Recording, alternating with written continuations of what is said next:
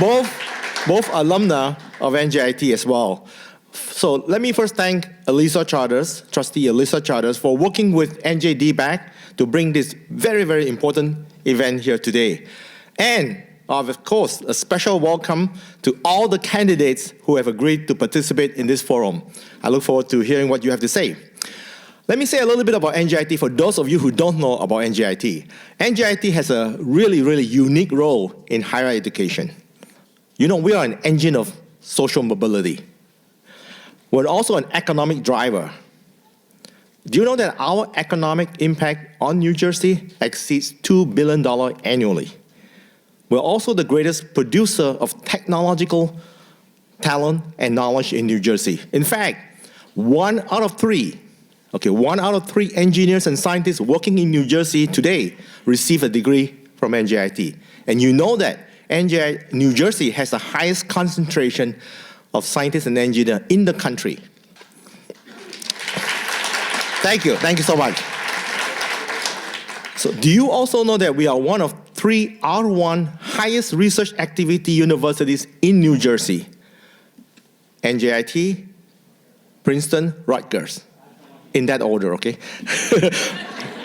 But here's maybe what you don't know. We are the only public polytechnic institution in New Jersey that is also Asian American and Hispanic serving institution. So we're very diverse.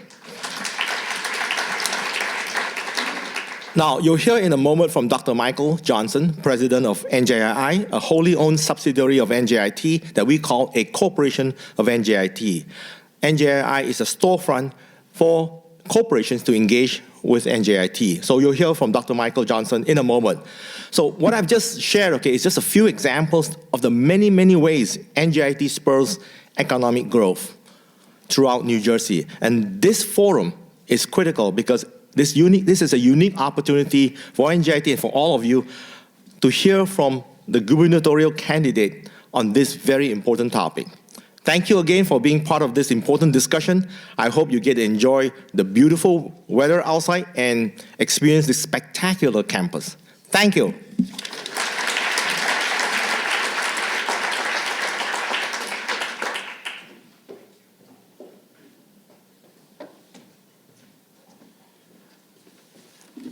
Next is going to be Dr. Michael Johnson from the Innovation Institute. Please help me welcome Dr. Johnson.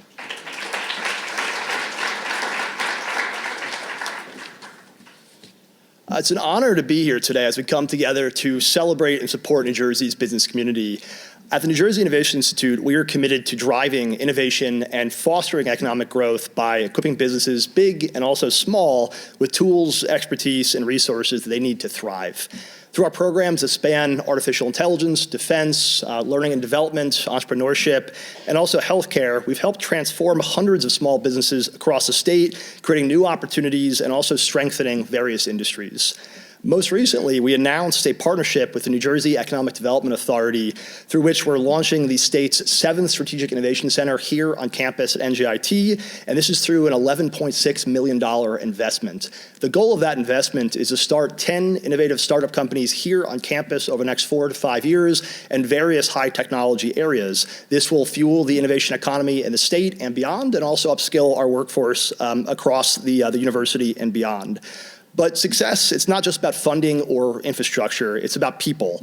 It's about entrepreneurs, the problem solvers, the risk takers, the folks who actually start the businesses that fuel our state, and enabling them to move their companies forward. Today's event, it's a testament to that spirit, and NJI is proud to be part of it with NJIT here on campus. Thank you so much for coming out today. I look forward to working together to build a more innovative New Jersey. Thank you.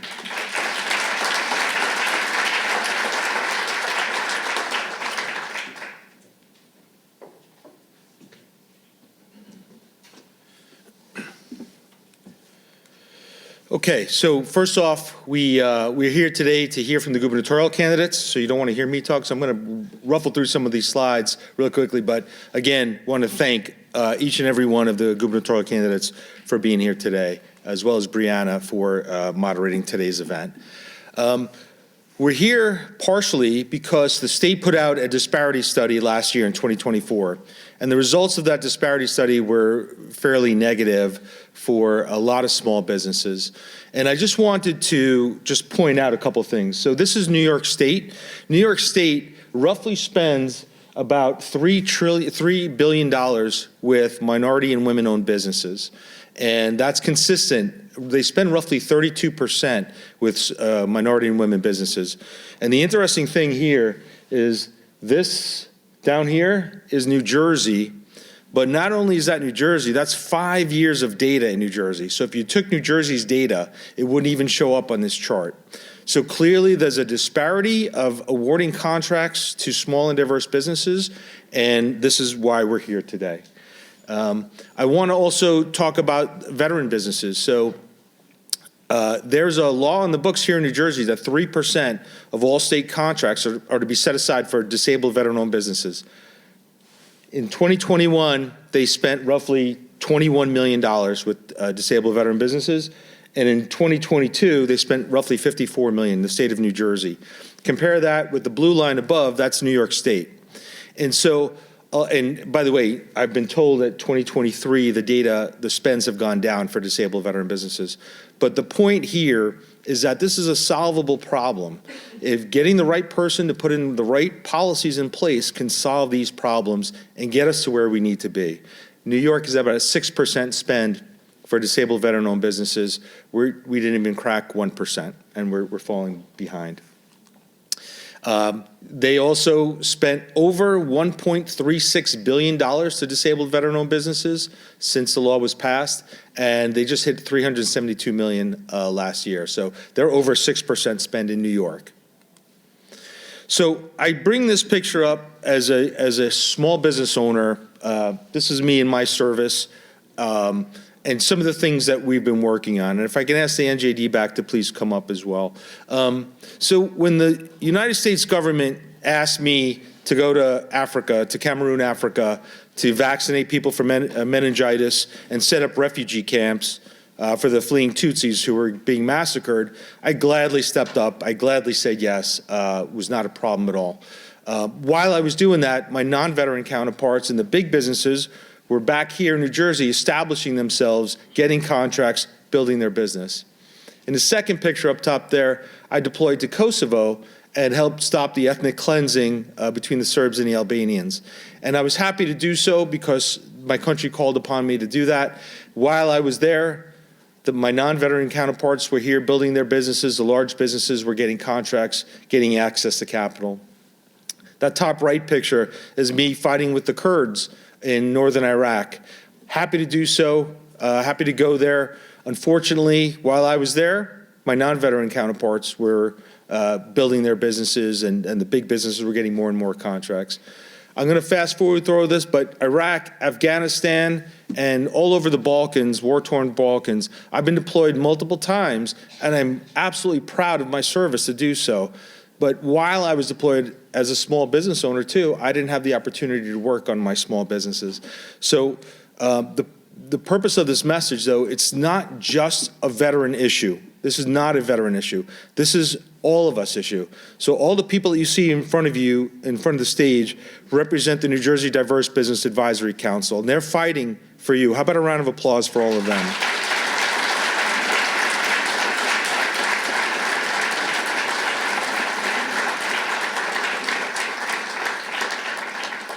And so it's really important to note that we have different advocacy groups, we have different chambers of commerce that are up there and fighting and creating a voice. We're all speaking with one voice because we're all in this together. And why is that?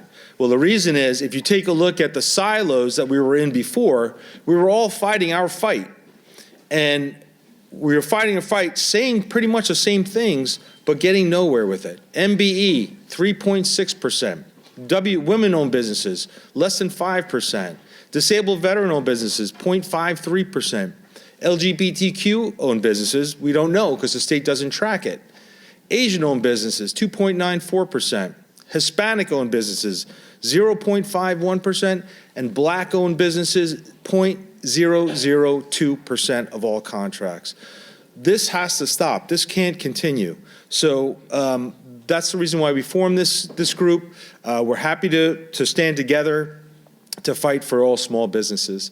So it's my pleasure at this point to invite up our moderator, Brianna Venozzi.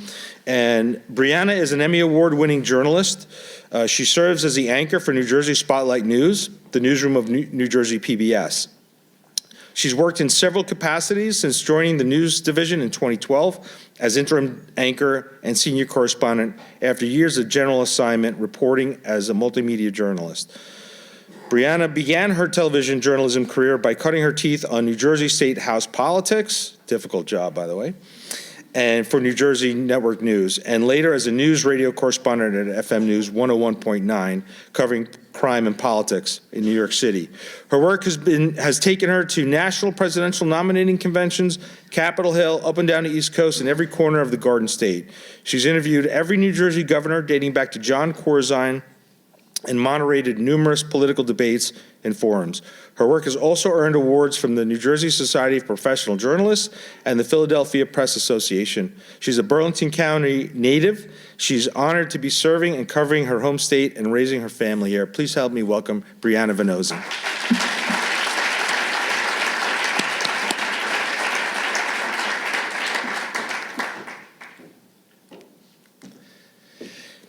And it's my pleasure now to invite our gubernatorial candidates. What we're going to do is call them up in alphabetical order, so it's just easier that way. So please help me welcome Newark Mayor Ras Baraka.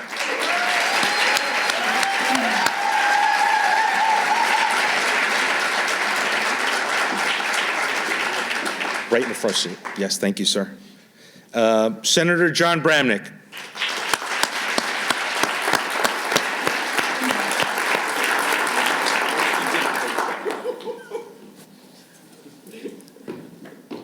Thank you, Senator. Assemblyman Jack Chitterelli. How you doing? I'm good, brother. That's what I know. Home cooking. Jersey City Mayor Stephen Fulop.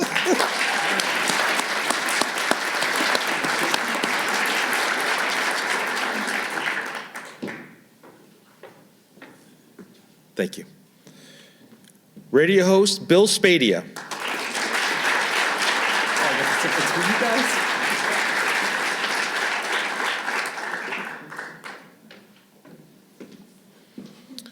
NJIT President Sean Spiller.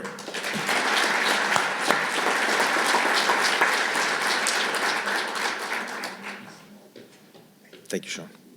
And last but not least, Senate President Steve Sweeney.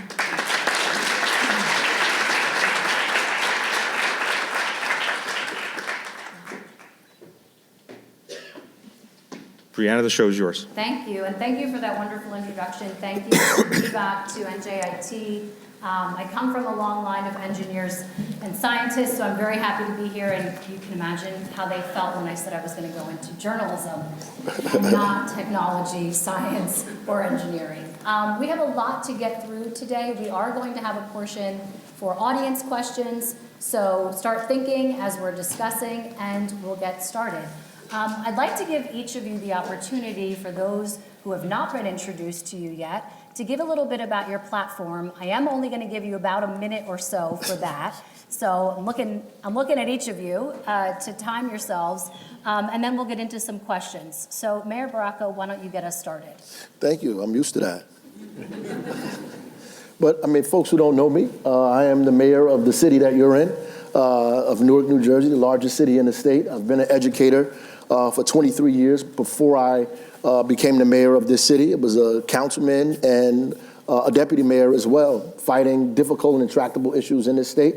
Obviously, I think if the state has the cold, Newark has the flu. So we have been fighting these kind of issues, and things that we've done in Newark are easily replicable across the state of New Jersey.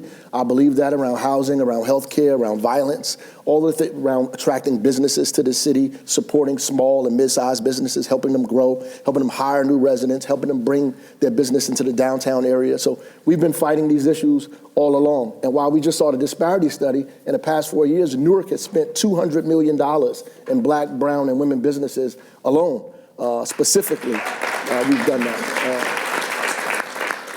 Because that's the direction we need to go in. We believe our economy needs to be inclusive and not exclusive. And the only way we fix New Jersey, make it affordable, is we make it more inclusive. We build our economy based on the diversity that we have, based on the people that are here. We invest in small businesses and stop trying to bring all these super businesses to our state. We can, but we should be investing in what we have here, which is small and mid-sized businesses that are diverse across the state. So thank you. I appreciate it. Senator Bramnick. Thank you. I'm John Bramnick. I serve in the Senate. I served in the Assembly for 17 years and as a city councilman in Plainfield.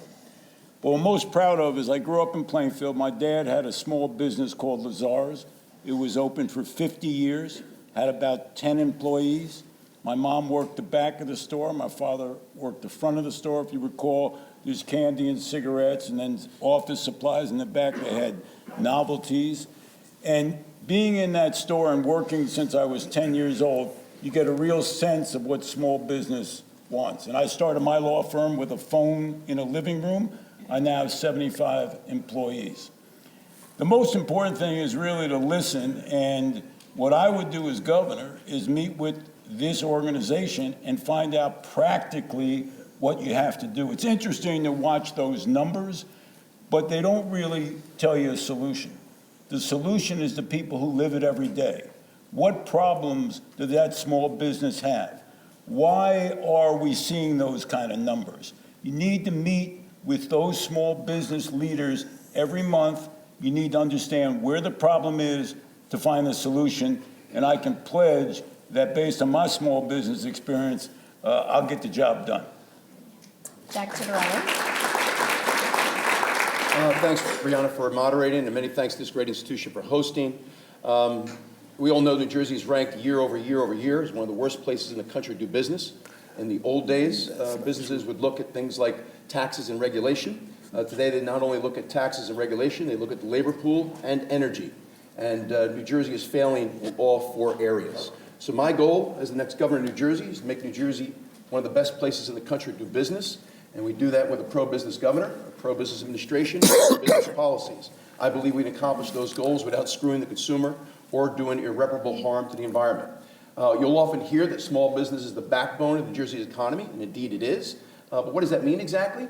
If you add up the total number of employees that are employed by small businesses, including minority-owned businesses, of course, it far exceeds the number of employees that are employed by the large businesses. And many times these small businesses are not only the backbone of our economy, they're also kind of the glue that holds our local communities together. And the Cheddarellis have been here for 100 years. My grandfather was the largest independent contractor for the water company back in the 20s, 30s, and 40s, achieved his American dream. My parents owned a restaurant bar. They were business owners, achieved their American dream. My sister, my brother, and I have all owned our own businesses, so we know what it's like on the front lines of doing business in this state, particularly as a small business and on Main Street. The data that Jeff shared with us, we didn't need the disparity study. If you look back at those dates comparing us to New York, they precede the disparity study. All you have to do is look at the difference between New Jersey and New York, and you know that New York is doing something right from a procurement standpoint and from getting contracts, public contracts, to small businesses, including those owned by minorities. We just have to do what New York is doing. I'm a big believer in just looking at what other states do. If they're doing it better than us, why not just mimic them? So I hope our discussion today will get into some of the specifics on how to do that. It sure will. Mayor Philip. Thank you, Brianna. Thank you, Jeff. My family hasn't been here for 100 years. We've been here for a little bit less. I come from a family of immigrants, Holocaust survivors, so I know firsthand the challenges of an immigrant family trying to survive in New Jersey. My father had a deli in Newark my entire life. My mother had an immigration services business helping people get citizenship here. So I know firsthand the experience of entrepreneurs and small business owners. I've been the mayor of Jersey City for 12 years, but prior to that, I had the opportunity to work in finance, and prior to that, I served in the United States Marine Corps on the enlisted side, deployed out to Iraq. So I certainly have a perspective as well, what it's like to be a veteran and the opportunities of veterans with regards to rhetoric and actual action. As the mayor of Jersey City, we have been the state leader on nearly every single metric. We've been one of the best Renaissance stories in the entire country, and that hasn't happened by accident. And we're also recognized every single year as the single most diverse city in the entire country. So it brings a lot of experience with regards to dealing with diverse communities and how do we elevate them up and have them as part of that Renaissance story. So I'm really excited for this opportunity. I'm excited for the work that the council has done to bring us this far, and I look forward to partnering, hopefully as your governor, to further and accomplish more entrepreneurial and business opportunities for minority communities here in New Jersey. Thank you. Mr. Spadea. Many of you know me. I hosted the largest radio show, biggest audience, more than 1 million people on New Jersey 101.5 for the past 10 years, and a pretty diverse audience when it comes to politics, a third Democrat, a third Independent, a third Republican, and unlike most shows, 55% female in the audience. I'm a proud New Jerseyan. I love this state. My wife Jody and I have lived here for several decades. We've been married 30 years, 2 great kids, and a great son-in-law, and I'm running for governor because I want to create the economic opportunity so our kids can come back here. I think we have a generational problem in New Jersey. You know, when I was growing up, we would have Sunday dinners with my great-grandmother. We don't see that as often today because grandparents are unable to afford this state and the kids are moving out. So we've had this separation. And I'll tell you the truth, you know, I'm a small business owner myself. I started a small film company several years ago. We've sold successfully several films to Lifetime Network, very exciting business opportunity and creating jobs. And, you know, I also served in the United States Marine Corps, also enlisted. And I agree with Mayor Fulp that it does give you a unique perspective. But as a business leader working in the corporate world, managing millions of dollars and thousands of people for many, many years, the challenge in New Jersey, in my opinion, it's not about diversity, it is about opportunity. It is also about education. You know, we've got 2/3 of our kids that can't do math or read at grade level, even worse in many of our cities. The economic opportunity starts with a strong foundation in education. And final point, I think we need to start moving a lot of these kids away from being told that they have to go to college. We need to create job opportunities starting in 7th and 8th grade and get some more kids excited about turning a wrench, fixing an engine, driving a truck. There are incredible jobs, but it's about economic opportunity. It is about lowering our costs and creating affordability. It's about public safety and government efficiency.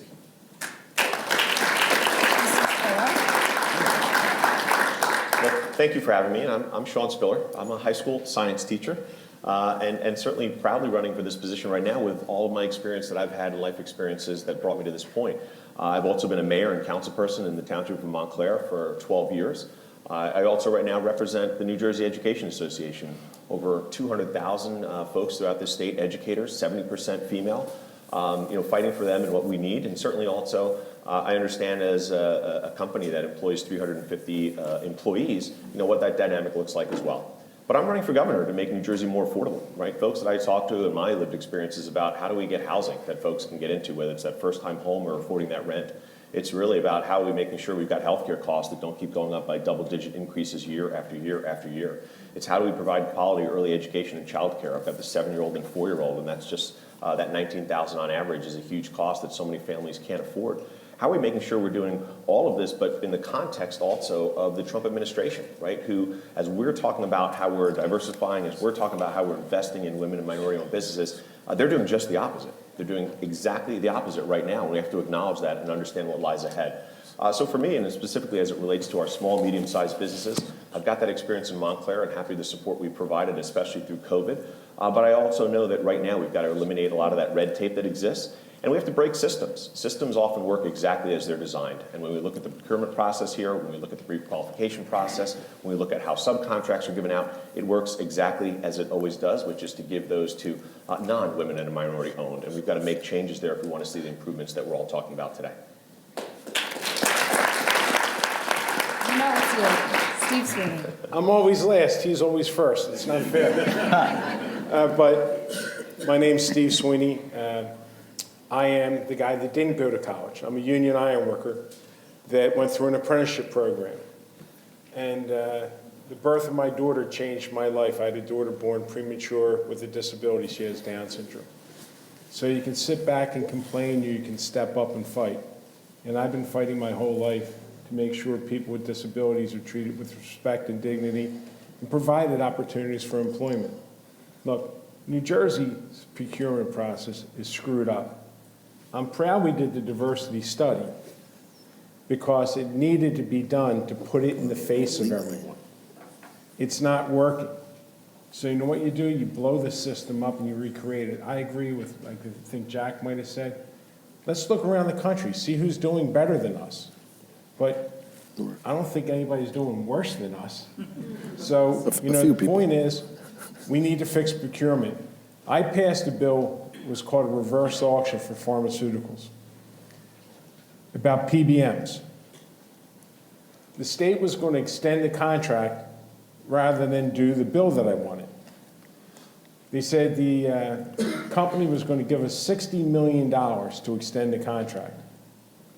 And at the time I said to some people, they said, we should take that. I said, are you kidding me? They're going to give you 60. You have any idea how much money's here? $500 million a year for 5 years, $2.5 billion, just because we decided to take a look. So we need to fix procurement, and I'm someone that's fixed the pension system, the school funding, and a whole lot of other issues. It's a lot of work, and it doesn't happen overnight, but I think I'm the one that can actually fix this. All right. So here's how this is going to go, because there's a couple of you up here. We thought it best to give you all an opportunity to answer each question, but I do have some pointed ones for certain areas. So let me start off easily. I assume that everyone read the disparity study. If you didn't, we're going to quiz you on it, so we will find out very shortly. A lot of you have talked about different experiences that you've had either in your public job, in your personal job. If elected governor, what specifically, and I'm looking for 2 or 3 items that you would do to ensure that more small and diverse business owners are getting a fair share of their contracts, and not repeating for another 5, 10, 15 years what we saw in the study. And to give you a starting off point, I'm thinking, we are hosting the 2026 World Cup, where there are a number of procurement opportunities there. And so I'm not going to go alphabetical order, but for this, Mayor Brock, I'll start with you on what you would do, 2 or 3 items. I'm coming back to you. So I think we need a procurement diversity officer, number one, to begin to put all this documentation and data together and begin to oversee departments, get key performance indicators from all of the departments in the state to make sure that they're in fact procuring resources from diverse communities, from small businesses that are diverse. We have to do that immediately. I think we raised the threshold. So the federal government has a simplified acquisition process or a simplified acquisition threshold of about $250,000 for some contracts and $7 million for commercial stuff. In New Jersey, we follow that a little. We have a under the threshold amount. We need to raise that. What would you raise it to? I don't want to come up with an arbitrary number. I think we need to look at what that number should be, but it should be a lot larger than what it is now. Because what it does is allows people to have a specialized process to bypass all the regulations, to bypass these permitting processes, to bypass all those costs, and be able to get contracts immediately for higher amounts. Like, so if it's just at $44,000 where it is in a lot of municipalities around the state, it's okay, but it is not competitive, right? It does not allow businesses to make money in a real way. The state contracts should be advanced. I mean, the federal government during COVID moved from 250 to 750,000, from 7 million to 13 million. So that number is movable. And so we need to be able to do that. We also should fund better all of these chambers, right? So they can help organizations with back of the office paperwork, with their balance sheets, with all of those, and teaching them how to connect with state government, how to fill out those contracts. Those things are like 500,000 pages, right? And businesses see that and they get turned off from it, right? And the last thing I would say is that we have to give people capital up front. Murphy had a great idea about the public bank. I think we need to do that, continue to push that. But we need to give businesses capital. In Newark, during the lead service line, we gave businesses capital up front so they could take care of their balance sheet, so they could rent and lease equipment so they could work on the site and pay workers, because you can't get paid until after the job is done. And small businesses don't have the wherewithal, the capital to do that. We need to front them the capital to be able to do those jobs that we're contracting for, and put in the contracts for larger businesses that they must take a portion of that money and give it to small businesses, black, brown, veterans businesses, women businesses, So give them a straight up goal, and down. percentage that you would want to see. In the contract, not affirmative action, because it doesn't work, because they have this thing that says best effort. I mean, I don't know what the heck best effort is. My best effort ain't your best effort, right? So at the end of the day, if we put it in a contract, then they're forced to follow that contract. That's simple. And if they don't do it, we don't pay them. We don't take them. And they'll do it because they did it in Newark, because they want the money. The return on investment is there. So we have to be very deliberate about how we handle this stuff. Bill Spady, I'll come to you next. Two items that you would do immediately, and do you agree that the cash flow, the access to that capital, is a key issue here? Well, first of all, government spending is not going to solve this problem. If you look back, and yes, I did go through the disparity study, and what jumped out at me is that the numbers go back to 2015. So we're using data that is, in many cases, 5 to 10 years old. So that's number one. But let's take that data and say over the past 10 years, we know that the problem has gotten worse, not better. We see the slides. So the first thing I would do is I'm going to end diversity, equity, and inclusion for contracts and hiring. That's number one. And the reason? It doesn't work. The way that we get businesses opportunities is we need to create a better funnel for job opportunities. Let him finish. No, that's okay. I know this may not be the most popular thing in this crowd, but that's okay. Because, hear me out, you're going to love it at the end. Because the opportunity is that we have to create a workforce, and we have to lower our costs and make it more affordable. The biggest problem is not exactly access to capital. It's the fact that businesses can't survive in the Garden State because our taxes are too high. Our regulatory burden is too high. That's the problem.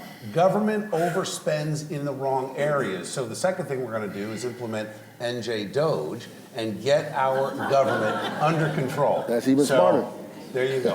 Thank you, Mr. Spadia. Mayor Fulop, I'll come to you. Certainly, we do hear time and time again, and we rank in terms of taxes for businesses to do business here. The sheer expense there, that's undeniable.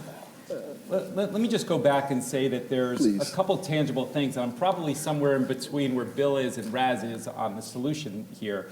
I think government does play an important role in this. I think that as a starting point, education is very important. There are a lot of great programs that New Jersey does and municipalities do, and the public isn't aware of it. So I think that New Jersey can take the lead in educating around programs. The second part is active registration of minority and veteran-owned businesses. There's a lot of people that we deal with in Jersey City that are minority businesses and veteran businesses, but they're not registered, so they don't count towards the ledger at the end of the day.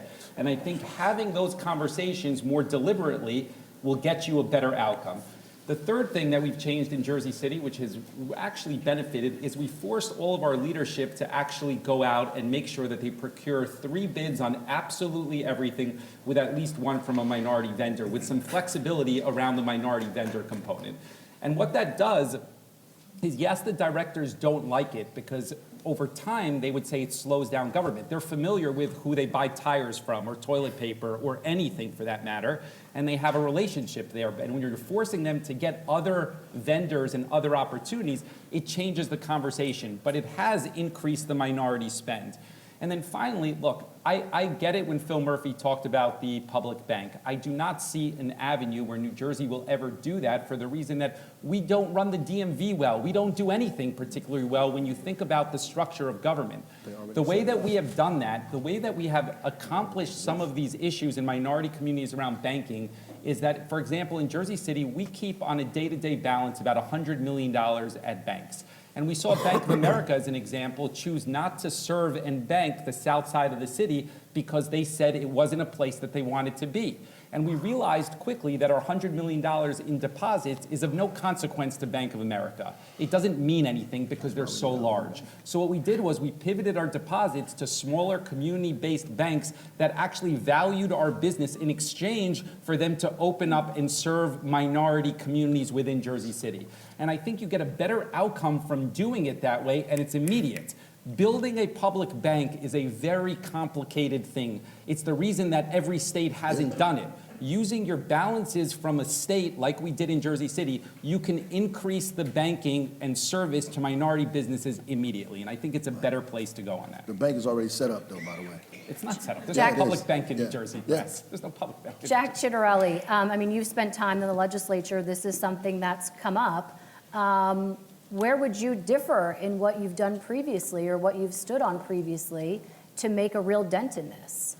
So Steve hit upon something that's often overlooked in New Jersey. Every single community bank has a requirement to give X amount of their loans to local minority-owned business in the community.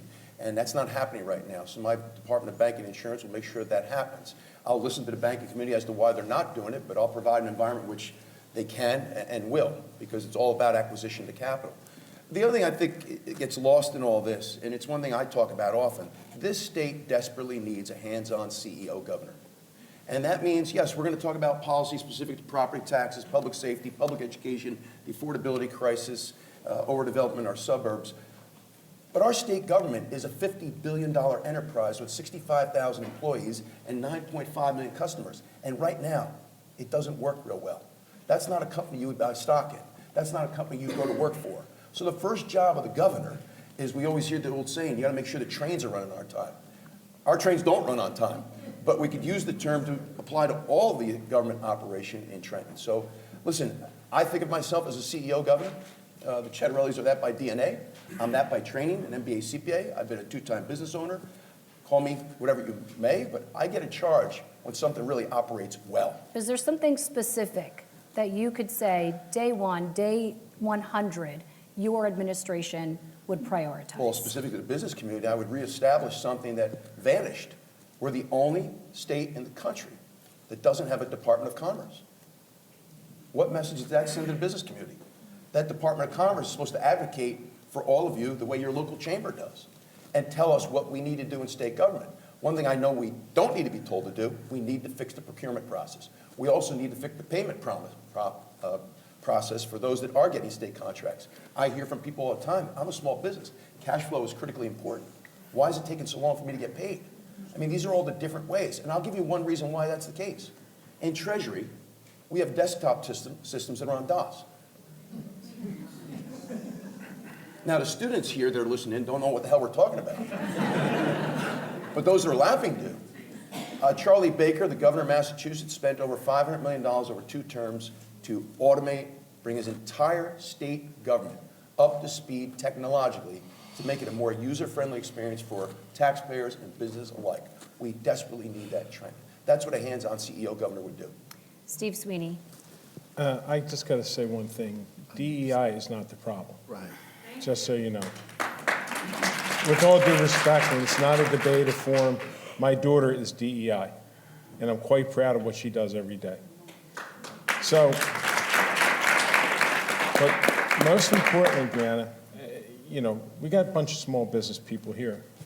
A lot of times we have barriers, like we put barriers up from businesses actually doing business with the state of New Jersey. We don't make it easy. And I'll give you an example. On construction projects, we had very few minority contractors really actually being successful with construction projects.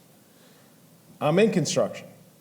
Problem is, they didn't have the ability to get the bonding capacity that the state required in order to do the job. So we created a pool of funding to let small business people actually get the bond so they can do the job, because procurement in New Jersey sucks. I'll use the term. Because it's antiquated, it's backwards. I agree with Jack, the systems are old. When we had a chance to reinvent this thing, when we got all this federal money, they should have upgraded everything. They didn't. So you have to go in and look at procurement as nothing there works, and meet with the groups, all these groups, these chamber groups, Meet with small businesses. Why can't you bid? Why can't you get a contractor at least compete? And they'll tell you why. And once they tell you why, then we can fix it. But I know the system doesn't work. I told you, the reverse auction was a perfect example, not small business.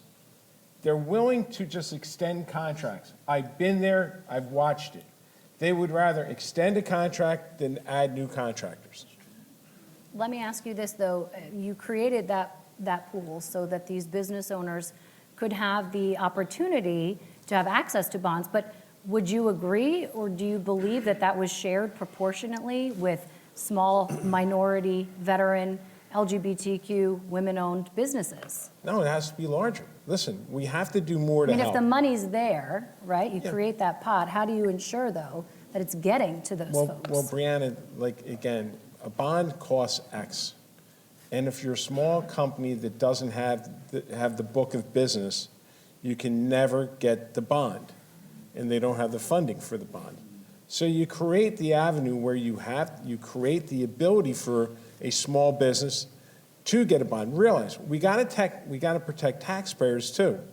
That's what the bond does, to make sure that we're getting what we're paying for. You know what I mean? So, but it's unfair to lock out small businesses from a process, and most of it, honestly, is process. It's, you got to fill out these forms, you got to get this certification, you got to do this. I'm talking to people that do it every day and deal with it.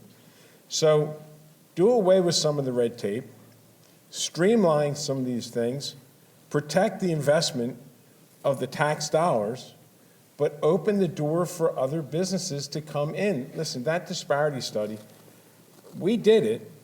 I was proud when we did it. I think it was Ron Rice who was pushing this, Senator Ron Rice. That should have opened everyone's eyes that the system isn't working for all. We're the most diverse state in this country. We should have the most diverse purchasing when we do things. So, look, we can do better, but I agree it's going to require a governor that wants to just be governor, no president, because every governor I dealt with always wanted to be president. And the problem with that is you can't get to the presidency fixing the problems in New Jersey. Take the job, do the job, don't worry about it. We've asked the public, we're all here asking for your support. I only want to be governor. It's not because I'm 65, okay? It's not because I'm older. Sean Spiller, let me come to you. I mean, you've served a term as mayor in Montclair. Day one, what do? How do you prioritize? Well, first, I also only want to be governor, and I was born in Jamaica, so I can't be president. So we're set on that one, Steve. You know, but I think it is a lot of what we've heard in terms of some of the different pieces. We've got to have the capital to invest, and I'm really proud to have served on the public bank task force that Governor Murphy set up. I think, Mayor Fulop, there's a way we move forward quickly with a public bank. That's to find a smaller bank and to buy one. That was the quickest thing that I learned from serving on that task force. So I think there's an opportunity to invest more dollars. Folks need that for sure. We've got to get through some of the red tape, and a lot of that does tie in with the technology, as was mentioned before. I think there's an opportunity with AI and other pieces to streamline some of that without investing all of the dollars that we need to kind of make those wholesale upgrades.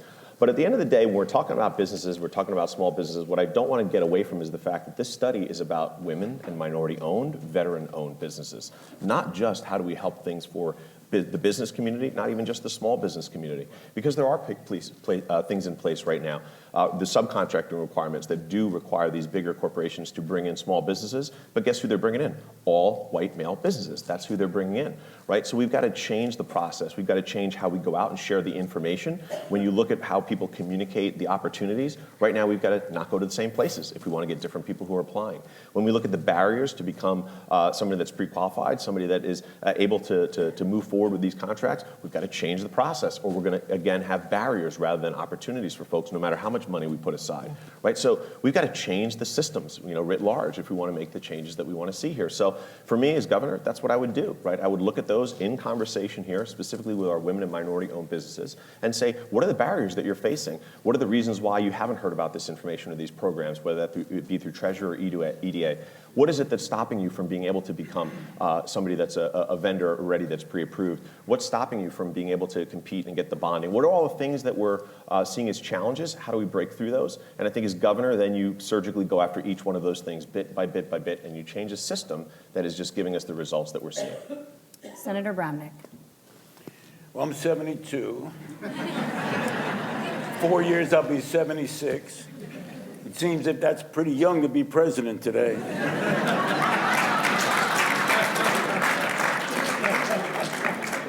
So when I started my law firm, and I was, and He's out of control. thank you.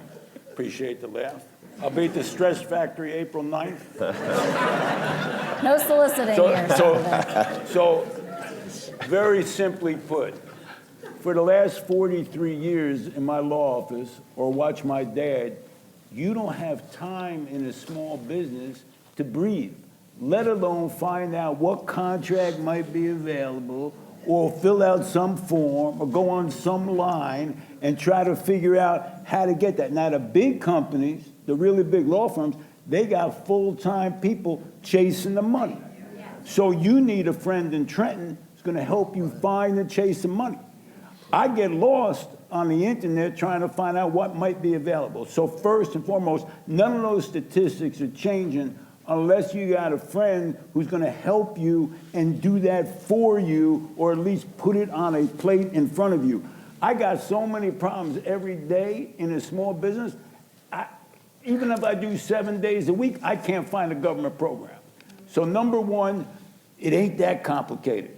You go to the people and say, okay, how can I hand this to you so in a small business you can compete with a big business? That's number one.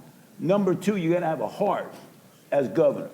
If you don't have a heart and you're not thinking and showing empathy for people who are struggling, then you shouldn't be governor. You need to have a heart. And I'll tell you another thing. Government is not too good at finding the solutions down there in Trenton and send them back to you. The solutions have to come up from you to them, and from a lot of different information, not just one person who's connected to a politician in Trenton, but the people who are running those small businesses. You got to walk into the small business and go, did you know this was available?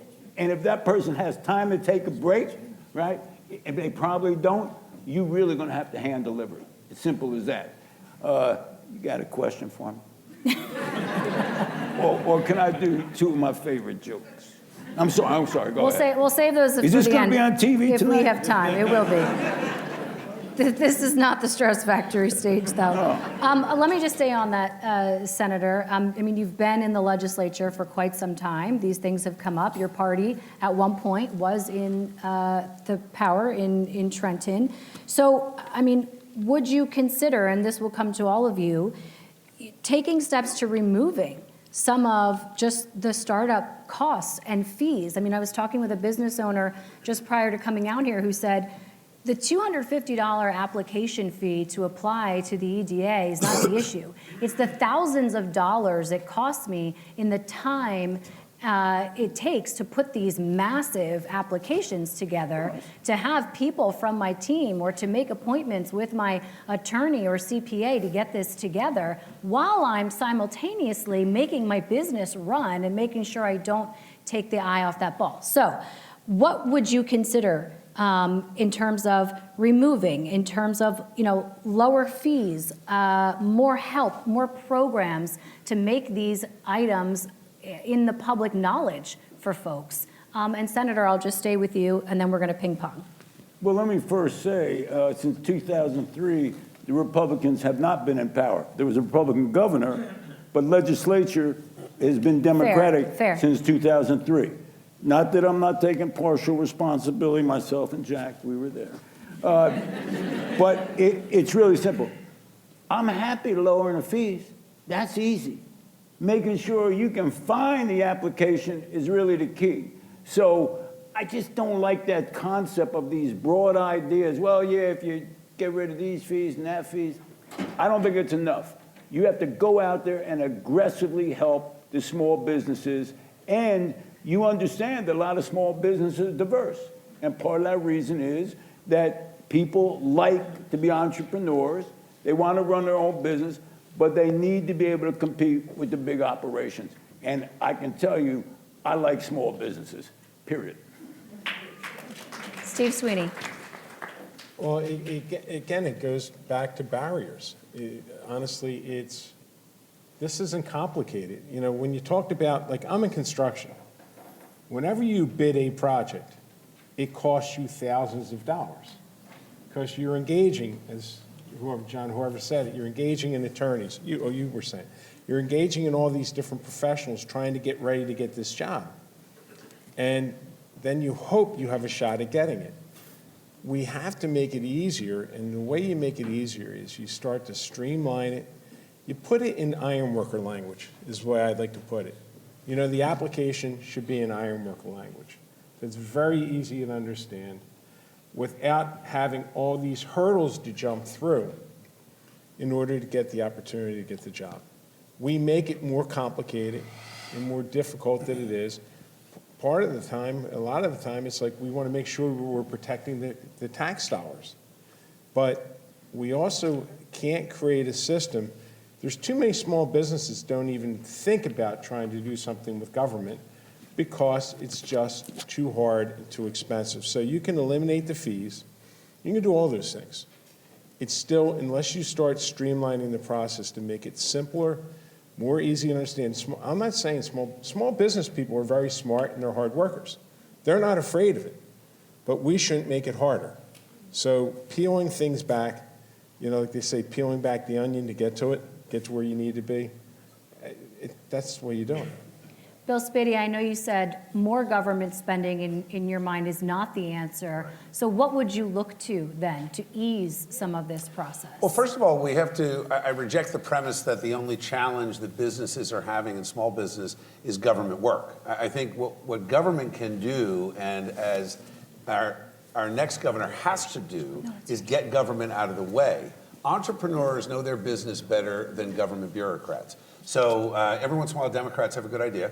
Josh Shapiro, Democrat governor in Pennsylvania, had a great idea. He implemented his own version of DOGE, where he reduced the time for licensing, registration, and reduced the fees. They've taken those government delays of months and sometimes years and crushed it down to days. So that, number one, is very important. But number two, a lot of bigger businesses compete because they have the infrastructure in place to deliver what the taxpayers need on day one. A lot of small businesses are struggling with that and have to be afforded the opportunity to expand. So, number one, we have to reduce the fees, we have to reduce the licensing, the registration, all of these government hurdles that you have to go through.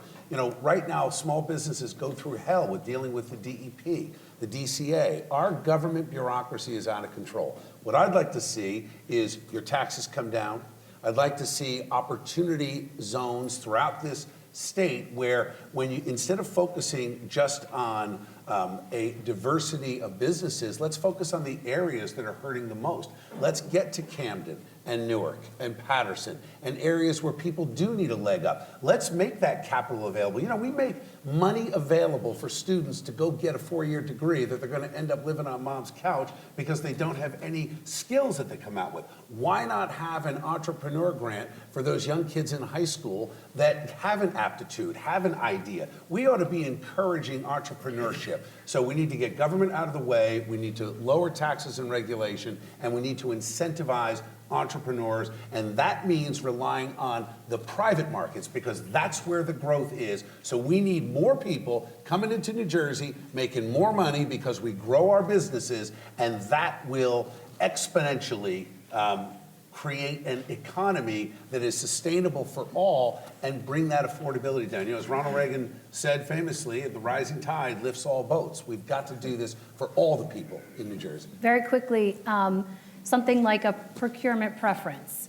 Is that something that you would get behind or could get behind? Let's say that landed on your desk where you need to give. As I said, and I stand by this, I'm going to end diversity, equity, and inclusion. We are not going to have preferences based on DEI. It's going to be merit-based, delivery-based, but we're going to do everything in our power to get the government out of the way so that it's competitive. Mayor Brock, I'm coming to you. I'm coming to you. Come on.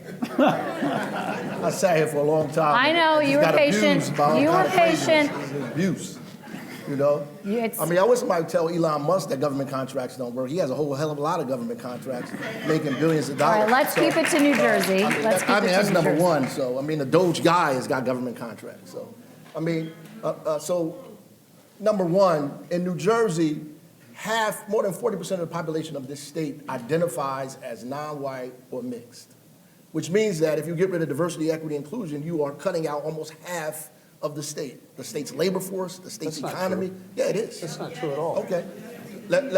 Well, you need to read. So, but the reality is this as well. I talked about earlier having us raise our under the threshold dollars, that we need a specialized process, for small businesses so they can access money, so they can access capital, so they can access contracts. They can do that through a specialized process. The federal government does it. We do it too. Our numbers are very low at $44,000. The state may have a different number. We need to raise that dollar amount and begin to allow businesses to access that. A specialized or simplified process cuts through all of the other procurement, all of the other regulations, all of the other issues that bigger businesses have to face. We have to change the process for small and mid-sized businesses and give them a pathway through without all of this other stuff that's bogging them down. And they need capital. So I know I sat with the Citizens Action and some other folks, and we fought for a public bank in New Jersey that was emaciated to something smaller and different, given a little bit of money, but we have to get behind that. It's not a public-facing bank. It's not a commercial bank. It's an investment bank. A bank where people put their money, like cities and counties and the state puts money, and other investment firms can put money in, and their chief job is to invest in communities that are underrepresented, that are economically distressed, that give people loans to buy houses, to start businesses up, to expand their businesses, to give them access to capital that they don't have. Everybody knows that there are local development or financial organizations that pay or help organizations and businesses compete, but they don't have enough money. They don't have enough capital to go around. Even if you get all of the banks to do their CRA, they're not doing it. It's not happening. The government has to take that process over. They have to take it over and begin to invest in these communities deliberately and intentionally. That's the only way you're going to fix it. You need a procurement officer in the State House that oversees all of our spending to make sure it's diverse. You have to do that. Somebody has to be responsible for them that we sit down and talk to weekly, and they make reports about how we are spending our dollars, who we are giving it to. And all these folks in this audience need to be a part of that through their chambers of commerce. They already have the organizations. We don't have to invent anything. Give them the money to help them find the organizations. They already come to these people anyway. Jack Chitterelli, talk to me about what you would strengthen, expand, do away with in terms of some of the items that have been brought up here. I mean, you'll hear everybody up here at one time or another say that they're open to increasing the set-aside of state contracts for minority-owned businesses. I'm open to that, but quite frankly, we're not meeting the set-aside right now. The set-aside for veterans, for example, veteran-owned business is not being met. That says, and it's not because there's not veteran-owned businesses in this state. It's because there's something terribly wrong with the process. If we had a modern-day, state-of-the-art technology system, I think that all government departments and agencies that go out for an RFQ, an RFP for contracts they're going to do, can make it all available so you can see it all in one page where you can go and find out all the things that you can possibly bid on. But again, this comes back to the procurement process to make it easier for these firms to get access to these state contracts. Listen, since there is a set-aside, that is saying that if you're a non-minority owned business, you're not disadvantaged if we waive the fee that you have to pay to apply at the EDA or anywhere else. I don't think minority owned businesses have to pay that fee. There's a set-aside. So it's not like we're disadvantaging non-minority owned businesses. And listen, across the board, I think we just need to change the business climate in New Jersey. I support making the first $100,000 of business income tax-free. I support making the first $100,000 of payroll exempt from employer payroll taxes. Again, these are for small businesses. I support making the gain on the sale of a family-owned business, small business, tax-free. If anyone in the audience started a business, a pizzeria, 25 years ago for 25 grand, and you've worked your butt off for 25 years, and today you could sell it for $500,000, at that closing, you have to cut a check to the state of New Jersey for 50 grand. I think that's criminal. I think that's criminal. You want to see entrepreneurship take off in this state? You want to see our minority-owned businesses do better? Let's do the thing that New York does, and then for every small business, let's put in some really significant reforms that I believe are fiscally responsible, but would change the perception of New Jersey overnight in terms of us being more business-friendly, particularly for small business, and especially for minority-owned businesses. Mayor Fulop, obviously Jersey City in recent years has gone through pretty big economic revitalization. There's also been criticism that not everyone has shared in that piece of the pie. So as governor, what would you look to slash, expand, extend? Yeah. First, let me say I agree with some of the points that Jack made around entrepreneurs and taxes and encouraging that environment. I also agree with some of the points that were said earlier around waiving $200 or $250 isn't going to change the outcome of somebody applying. Throughout this campaign, I consistently talk about what I believe is the importance of municipal or mayoral experience for the next governor. We often talk about the fact that there are 500 plus municipalities here, more schools and school districts, lots of layers of government here, and understanding how that works solves a lot of the problems. If you don't believe me, ask yourself for the last 20 years. I mean, Phil Murphy came from being an ambassador, didn't have experience on local government. Chris Christie came from the U.S. Attorney, no experience. John Corzine, U.S. Senate, no experience on the local government. I'm telling you that a lot of people on the mayoral front don't want to do the disparity or Croson study because they don't like the outcome that it'll show. They know, mayors know, that it's not going to show data that is good. It's going to show that you're at 2% or 4%. So people are reluctant to do that. The outcome, in order for it to improve, you need to have a governor that understands the carrot and the stick and how to move mayors on municipal government to do what you want them to do ultimately. That's reward and ultimately punishment if you're not complying. That is the way that works, in a way to move somebody in a way that you think is beneficial for the outcome of the state. If mayors are doing the Croson study, and they are doing proper procurement for multiple vendors, if that is the mission of the governor that you elect, that is part of this process, then the dollars should flow from Trenton to those municipalities for those that are complying. Today, that doesn't exist. There is no benefit if you do it, and there's no repercussions if you don't. And for that reason, you have a lot of people that don't do that. If a governor came in and told you, this is a priority, we need to correct this, and my administration is going to drive at this, I promise you, and I know it as a mayor, and Sean and Raz would tell you the same thing as mayors, that the outcome on municipal government, they will act. Because Trenton controls a lot of their outcome. You don't need to destroy or recreate the whole process, all that stuff. You need to have a governor that's driving at that and understands how municipal government works and what trigger points will make a mayor move in the way you want. It's the same thing with affordable housing. It's the same thing with desegregation of schools. It's the same thing on all of those issues. It's the carrot and the stick approach driving at an agenda. Sean Spiller. Yeah.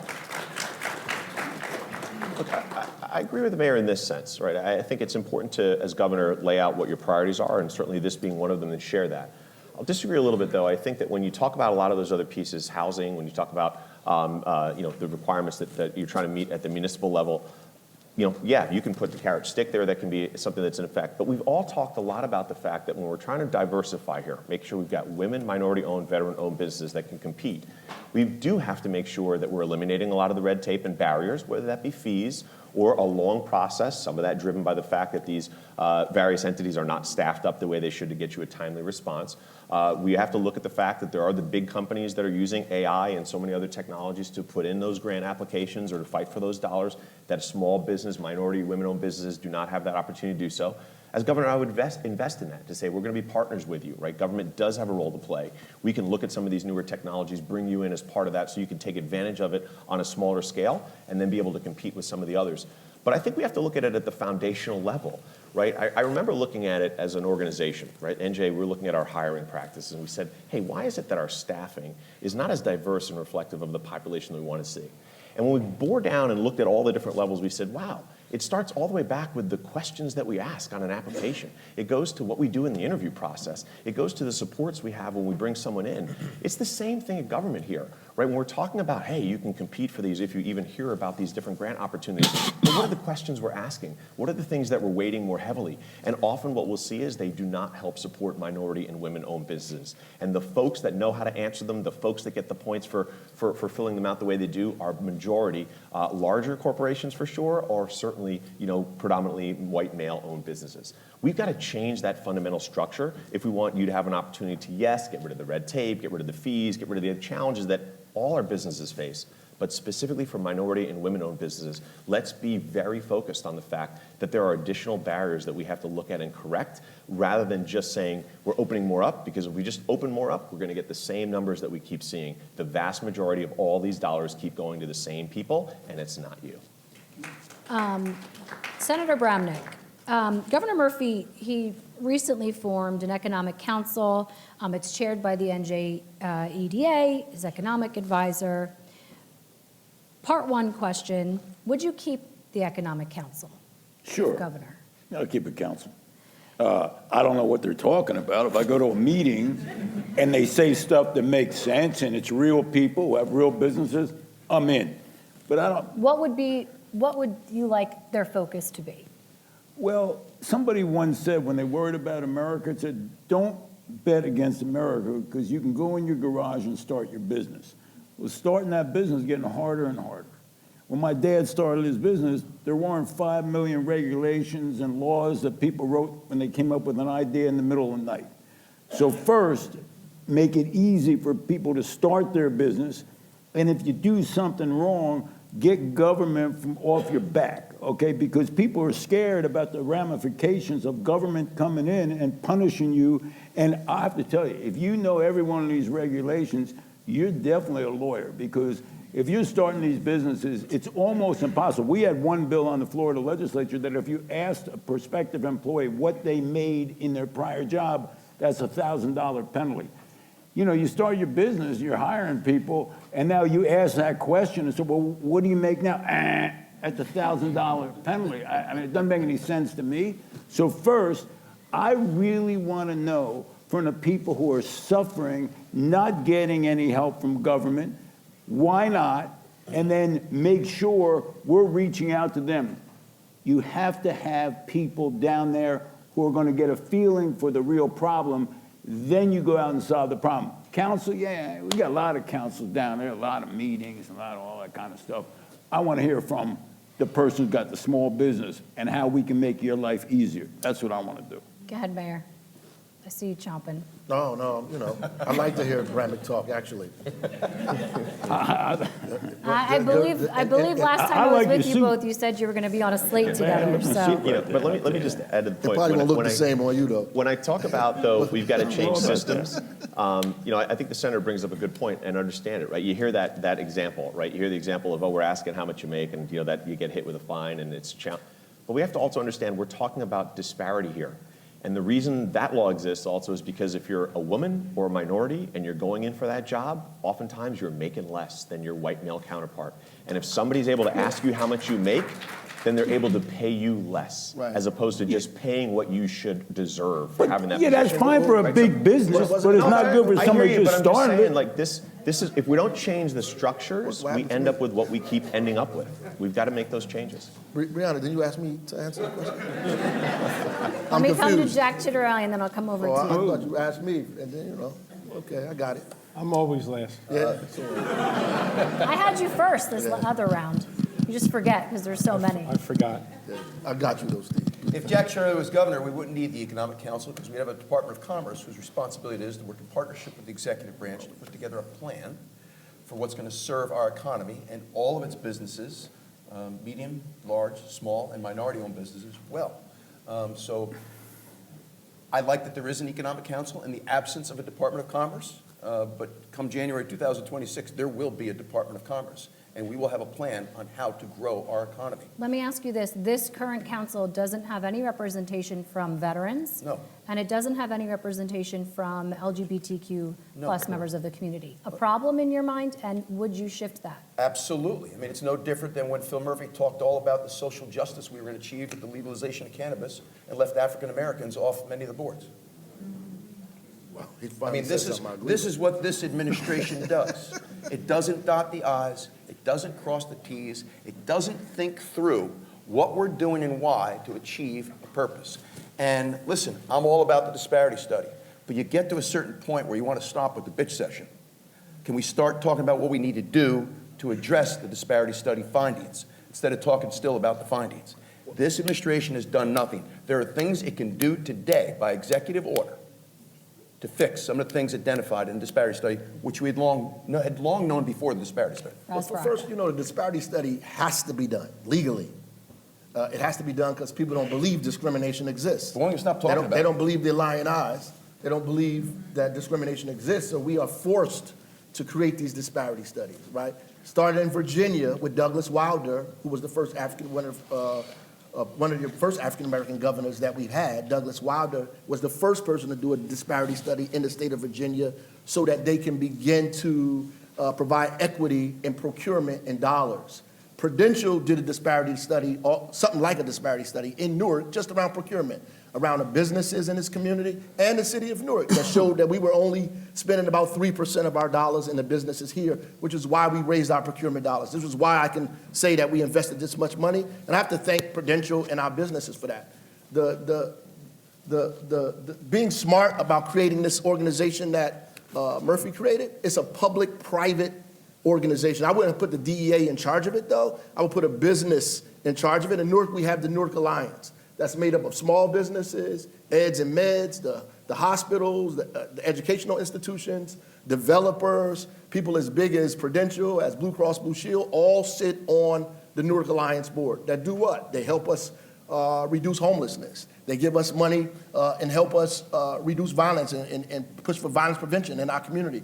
They're helping us bring organizations together so we can begin investing in what we call the Arts and Education District. This organization is important because government and the private sector have ability to have conversation about how to develop the city, how to make the environment more economically friendly, not just for big business, but for small business as well, and solve some of the social issues that exist in our community at the same time. It is an opportunity to do that, and I think that what Governor Murphy did is right, and we should be continuing to do that, but I would take the EDA from the top of it and put a business in charge of it. And obviously you have to have a diverse group of people in there. LGBTQ folks have to be in there, small, educational institutions have to be in there, veterans, everybody should be represented in that, right? Because diversity is important. Can I say that is important? Because he get to say that DEI is not important. Diversity is important. Equity is important.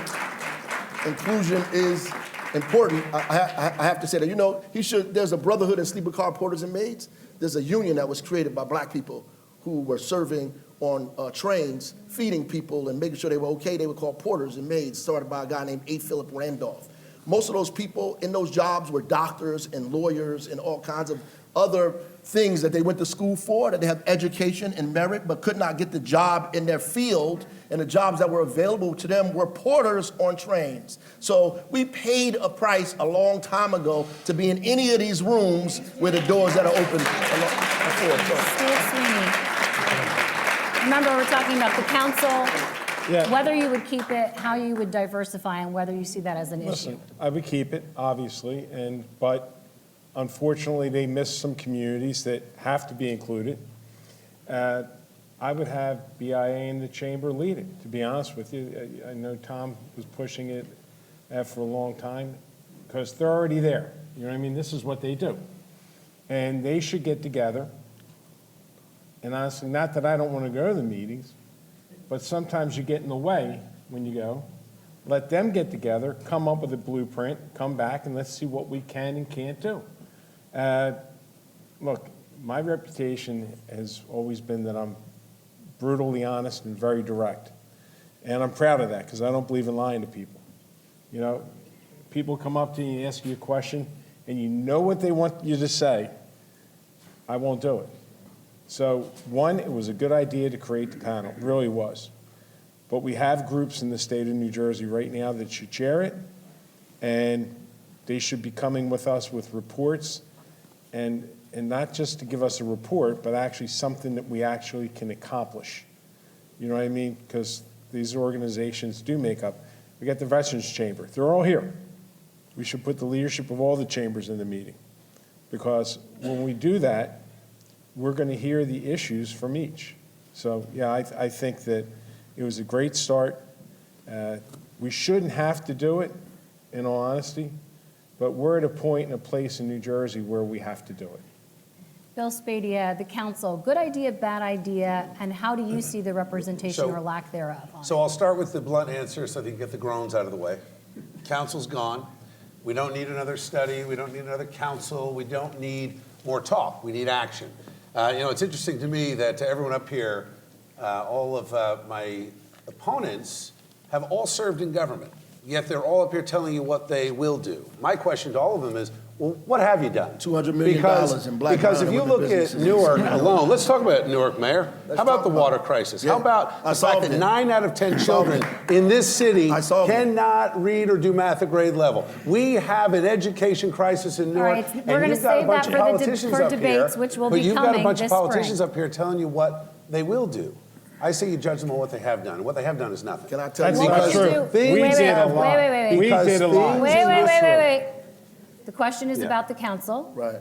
Whether you would keep it or not. Well, everyone and else the has had their diversity time to of it. talk, and I have been addressed directly. So You are. I'm just going to explain. Number one, the council is gone because we don't need to have more meetings. We don't need to have more studies. If we are going to have any diversity in this state, what we need to do is look at the areas that are economically depressed. We have to look at Newark. We have to look at Camden, Trenton. What government ought to be doing is facilitating opportunity where people are hurting, and that starts with education. That starts with access to capital. That starts with deregulation. But we cannot judge people based on the color of their skin. We cannot judge people on anything other than the merit of your ability and the company you can put together. And the one thing that government can do is get out of the way. We need to create an opportunity where you have more applicants than you have jobs available.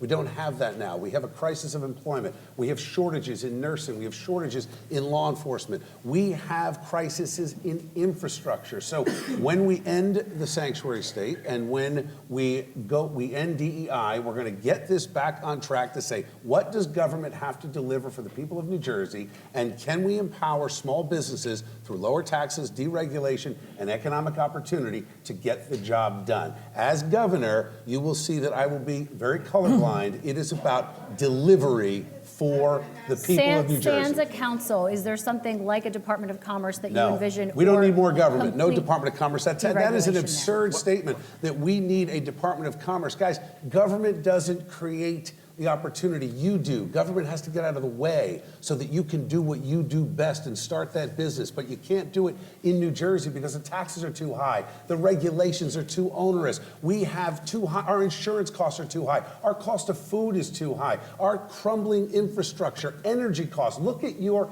electric bill. That's government getting in the way. How do you then, Mr. Spadia, how do you then ensure that there's a pipeline of communication between your government, let's say, and without that type of came council up at in the place? New Jersey Chamber event, came up at an NJBIA event.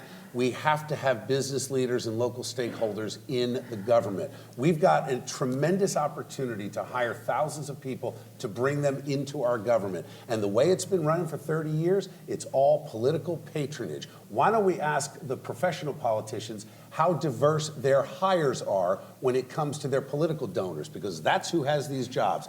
As governor, we're going to open up to everyone in New Jersey and bring the business stakeholders into government so we get a mindset change in this state. Mayor Fulop, we're not going to talk about political donors because that's a can of worms that none of you want to open right now. Mayor Fulop. What was the question? Thanks for coming back to us. I know it takes a bit. An economic council, do you support that type of idea? And the current one that Governor Murphy has put in place is lacking representation when it comes to veterans and when it comes to members of the LGBTQ plus community. Look, I know the right answer that people want to hear is yes, of course I'm going to keep it. The honest answer is I haven't read the minutes. I don't think any of us up here have. I haven't seen what they've done. And it's hard for me to tell you that that specific structure is the right structure.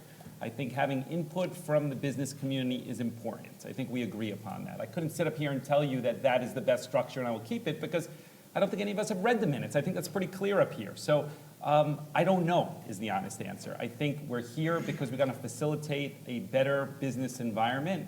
I am all for that. I don't know whether that's the right structure. It was clearly just put in place. It wasn't in place for a long time. How did we operate without it? Why was it in place? What are they doing? I think there's a lot of questions before I could just tell you good or bad. So, Do you see a place for government involvement there? government involvement In terms of being a hub for Yeah. this type of, for the resources, for Yes. procurement information, for, yes, yes, Okay. yes. all right, we're gonna, Senator, you have Yeah, the comment. word. You know, decades ago, there was this governor who was very popular, and his #1 book was The Politics of Inclusion. And back then, that wasn't a dirty word. And it was something that 30 or 40 years ago, people respected, and I continue to respect it. Just want to make that clear that that was one popular governor, Tom Kean Sr. Well, Thank and you. and I'll just say, We have to move on to audience questions because I know that there are a number of folks. If you do have questions, we have a microphone on this side, a microphone on this side. If you could, just give us your name and your question. We don't have time for background and all of that, but we want to get to as many as you can and direct your question to the candidate or if it's to multiple candidates. Sure. Thank you. My name is Beth Conway. Jack, you did mention it briefly. Lean into the microphone. Sure. My name is Beth. I'm going to direct my question to Jack because you mentioned this earlier. I'm curious what your thoughts on are how you can support New Jersey's billion-dollar cannabis industry. The voters approved it. To be completely transparent, back when it was on the ballot, I was in favor of decriminalization. I don't think anybody should get a prison record because they have a small amount in their possession. An intent to distribute is a crime. But it's here now. It was approved by the voters. A great many people have invested significant money, their own money, because they can't get it from banks because the federal government still considers it to be an illegal substance. That's part of the challenge that Murphy has not addressed. I don't think a state bank is the answer, but there definitely needs to be a financing mechanism. It hasn't achieved any social justice. The African community in particular has had very little involvement in this supposedly growth industry, but a lot of people put a lot of money on the line. And so my job as governor, since the voters approved it, to my dismay, what I do think is interesting is that after it was approved by nearly 70% of the people who voted that year, 2/3 of New Jersey towns passed a local ordinance that said, no dispensary in my town. Mm-hmm. So that's one of the other challenges that we're going to have to do. But this industry is here, and as governor, like any industry, I've got to do everything I possibly can to make sure that it prospers because people have put a whole lot of money on the line. But I will tell you that the rollout has been terrible because this administration doesn't dot the I's, doesn't cross the T's, and doesn't look into the details. And that's the difference between a politician and a hands-on CEO governor. Thank you. Question here and to whom you're directing it to. Great. Thank you, everyone, for joining. My name is Jay Patel from the New Jersey Subcontractor Association. I'm the current president. The construction industry is facing a skilled labor shortage. How will your administration support workforce training, apprenticeships, trade programs to create a strong pipeline of skilled workers, particularly from underrepresented communities? Is that directed to someone specifically? Everyone, yeah. Well, I kind of have a little bit of an Go ahead. advantage in this because it's what I do for a living. We have to increase apprenticeships. You know what I mean? And we have to get into urban areas where there are young people that want to have opportunities but don't get given the opportunities because of driver's license or a whole host of different issues. So we have a huge shortage, I can tell you right now. We used to get 1,000 people come out and apply for an application to be an iron worker, a union iron worker. We're getting a couple hundred now. You know, so working with the schools, because one of the biggest issues I have is schools steer kids away from apprenticeship. They've done it forever. It's about test scores, because they want to show that all their kids went to college, right? All these kids are going to college. But so they rank real high. Well, what happens is, how many of those kids that went to college graduated? And I can tell you the percentage is low. So changing education to incentivize and advance young people that might do best in a plumber, an electrician, whatever it may be, That's what we have to do with education. We have to have the education, Department of Education, however you want to do it, make it okay to want to be an iron worker. You know what I mean? Let us come into the schools. I remember we couldn't come into schools to pitch at one time. They wouldn't let us into schools because the guidance counselors did not want kids doing anything but going to college. It helped them and it didn't help the kids. Can I say something Yeah, about that? say something. Really briefly. Very quickly, yeah. Yeah, we have a program where we actually have apprenticeships in the school now. So you have folks that are going in high school doing carpentry today and finishing in the summertime. And some of them are working actually in the city on some of these buildings that are being developed because they go through that pipeline in the city of Newark. I think we need to partner with the community colleges to begin to identify areas where there's labor shortages and begin to invest in the workforce to go in communities that are underrepresented, right? Because the idea is not that there's a shortage of labor, it's really a shortage of investment. And because we refuse to go in communities that are underrepresented or more diverse, we have to go into these communities and pull people out and begin to put them in pipelines into fields that we know there are shortages at, right? And use the community colleges to help us get those numbers up. Yeah, I just want to say, we have a similar program in Jersey City with Hudson County Community College and placement within carpentry and training starting in high school. What I just wanted to expand on is that over the next 4 or 5 years, pretty much the most important issue, we talk about affordability in housing, is really going to be around education. The amount of job displacement with artificial intelligence that's next 5 years is going to destroy or really disrupt the economy locally, statewide, and nationally. If you think about it and take a step back, Donald Trump's success both in 2016 and last year was predicated on middle America's anger around NAFTA, around displacement of jobs 20 years ago that they felt went to Canada and Mexico. And that anger still existed 20 years later. The amount of disruption that will happen in artificial intelligence, and people don't know, is exponentially more than that. And if you're not thinking about it from a governor's standpoint, how you're going to train people that are young and encourage them to be part of a place that won't be disrupted, like Bill said, working with your hands is an important part of this, and thinking about other types of jobs, you're totally missing the boat. So I think your question is spot on, and I think that we don't talk enough about the importance of rethinking education because of what technology is going to be doing to us. Thank you. For the sake of time, I want to get to as many of these questions as we can, so we'll come over on this side.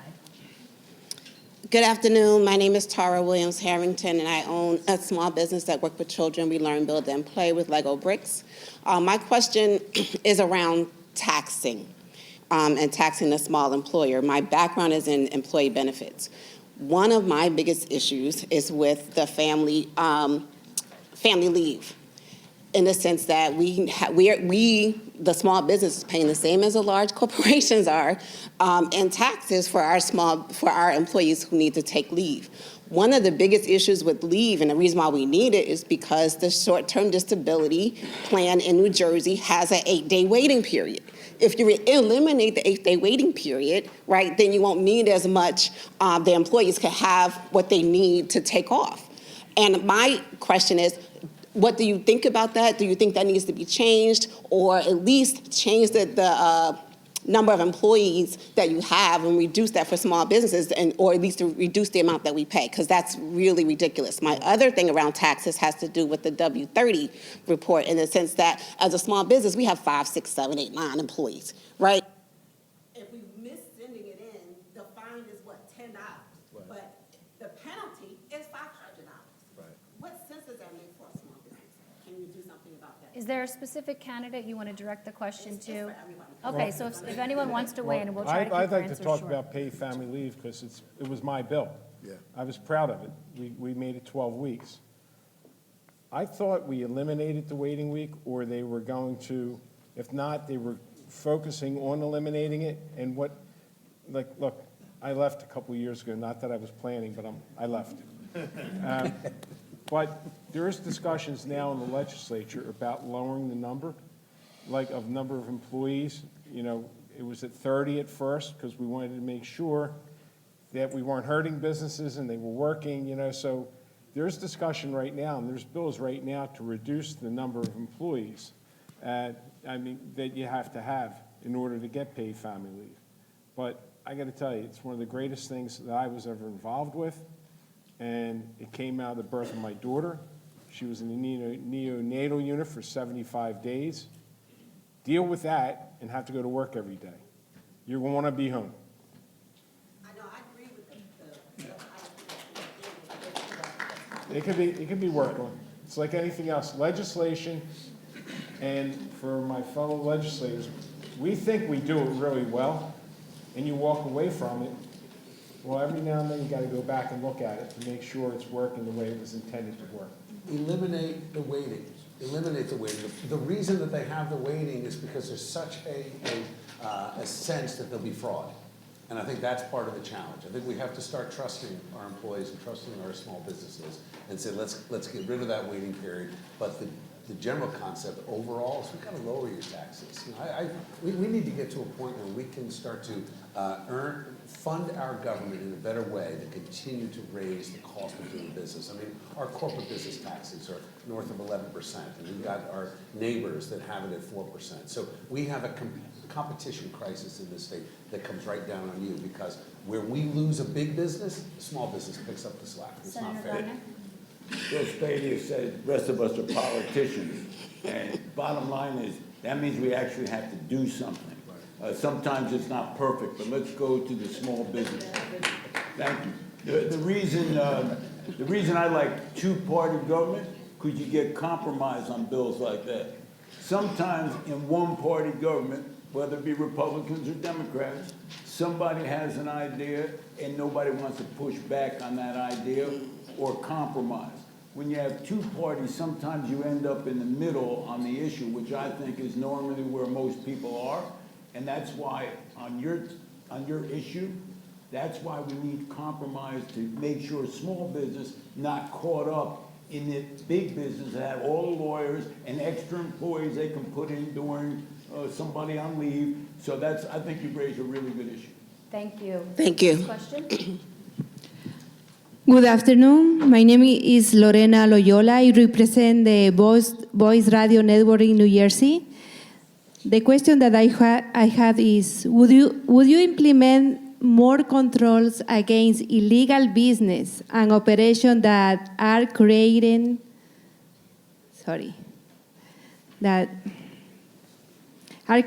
a huge impact to the small businesses? More controls on illegal business? Yeah, would you implement more controls against illegal business and operations that are creating a huge impact to the small businesses? Thank you. Mayor, you want to take that one? I mean, sure. I mean, as mayors, we have to do this like every week. You know, we have to send code enforcement and UCC and other agencies out to, because what happens is you have people that are opening up business, and it's not fair if you went through all of the processes, did everything you were supposed to do, and another person is doing, especially in, you know, the cannabis business. There are people who opened up and went through that whole long, drawn-out process, paid all this money. Then you got people that are next to them set up who are doing things, went around that and think they could do the same thing. So those businesses need to be regulated, shut down, so that people can respect and honor the process, right? But part of that is also because the process is too onerous, right? It's too difficult, it's too much. You have to make it easier, more accessible, take the regulations down, the amount of money it costs to open up and start your business. We have to reduce those to make it easier for people to do it the right way, right? And there are people who have done it the right way, who have some patient capital, not a lot, who have sat on that money to open their business, so we need to protect them.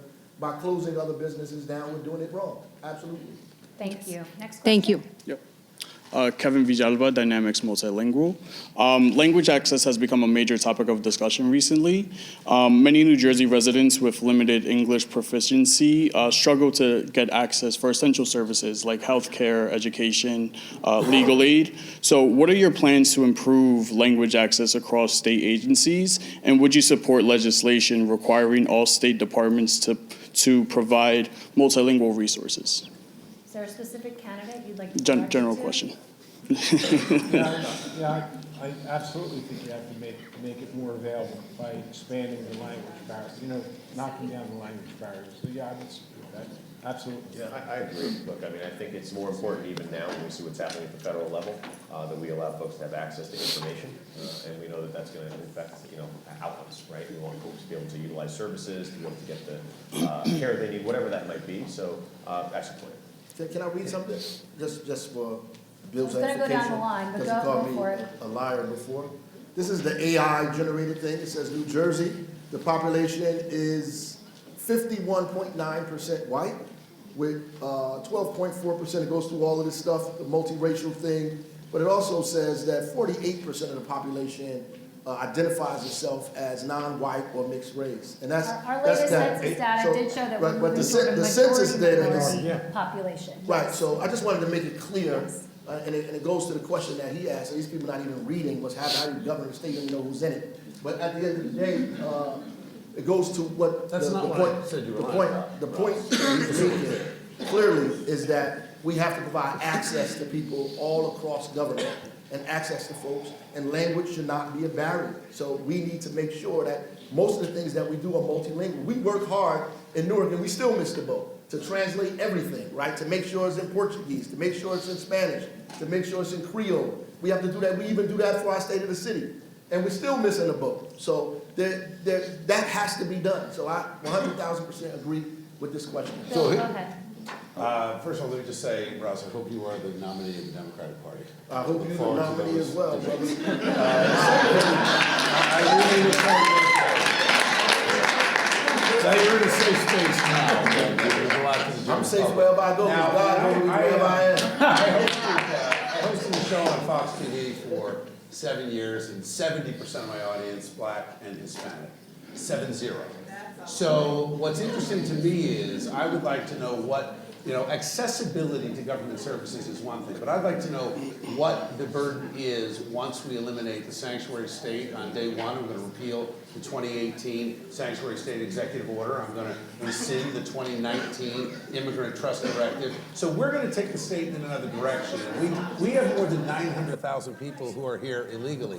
So Let me ask you the question about the language.